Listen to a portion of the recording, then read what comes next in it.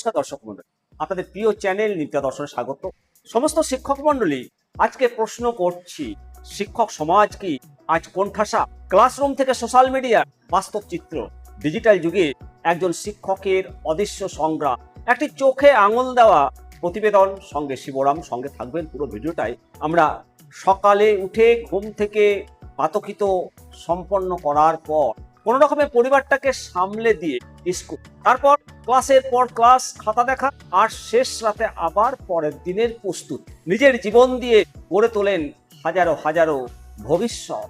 আজকে সেই শিক্ষকের ভবিষ্যৎ কতটা সুরক্ষিত এ প্রশ্ন করার সময় এসেছে। ক্লাসরুম থেকে শুরু করে সোশ্যাল মিডিয়া কোথায় দাঁড়িয়ে রয়েছে আমাদের শিক্ষকরা?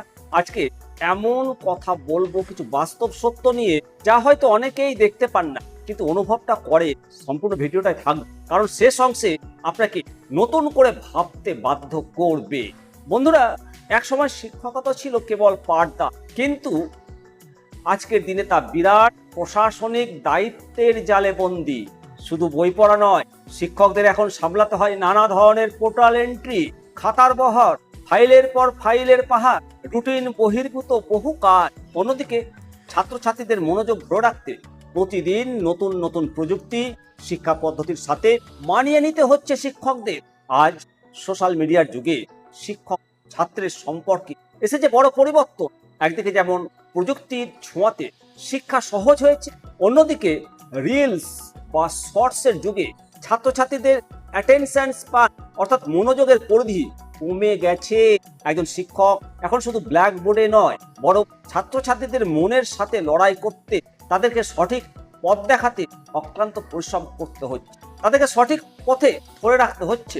ট্রোলিং বা সামান্য ভুলের কারণে শিক্ষকদের কাঠগড়ায় দাঁড় করানো সংস্কৃতি আজ শিক্ষক সমাজকে মানসিকভাবে ক্ষতিগ্রস্ত করছে। বই কি, যাদের হাত ধরে আমরা আজ এই অবস্থানে পৌঁছেছি, তাদের সম্মান জানানো কেবল একদিনের জন্য নয়, প্রতিদিনের দায়িত্ব এটা।